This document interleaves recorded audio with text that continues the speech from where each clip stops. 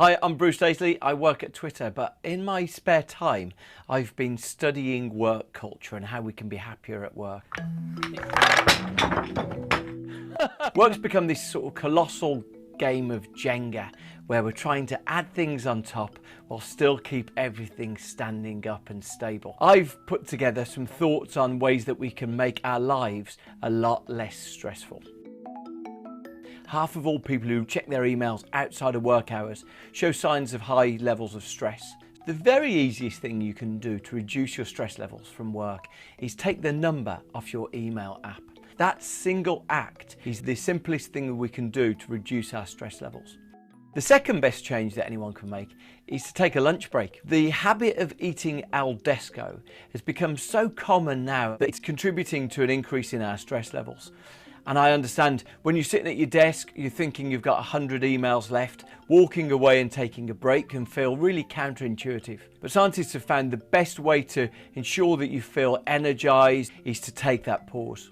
You might want to try a monk mode morning. More and more of us are finding it hard to get things done because of all the interruptions. A guy called Cal Newport, who's a professor at Georgetown University in Washington, he wrote a book called Deep Work. And one of the ideas he gave was that we should think about having a monk mode morning. Well, monk mode is where we go somewhere that's silent, there's no interruptions, we maybe get a block of 90 minutes work done, maybe twice a week.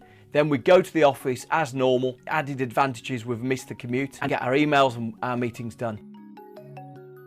Some interesting research from the Massachusetts Institute of Technology shows that one of the best ways to increase workplace creativity is to increase the amount of chat. And actually, that can be chat about last night's TV, that can be chat about what's happening in sports games, because normally those conversations then lead to work discussions. It's a strange thing that by encouraging people to have more chats, we're actually going to be achieving more at work, but the research seems to suggest that the most creative offices are the ones that chat the most. Ben Waber, one of the researchers, said that one of the best ways to increase creativity in your office is to move the location of the coffee machine. By having the coffee machine, the kettle, the water cooler in a different place, you'll actually lead to more people having discussions, conversations.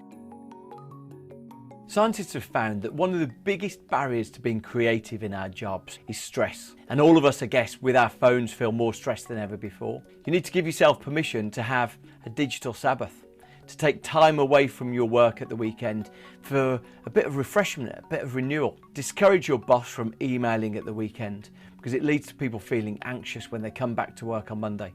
Anxious people can't be creative. I think in the current world, we often celebrate overwork and people working long hours. The magazine profiles we read, the TV profiles we see are about people who work these enormous long working weeks. And in fact, all of the evidence is starting to point to the fact that maybe that's not the best idea. Maybe 40 hours of work a week is the right amount. Use our breaks and our evenings as times to re-energise ourselves so when we come back to our desks, we're full of life. Doing 40 hours of work is probably enough.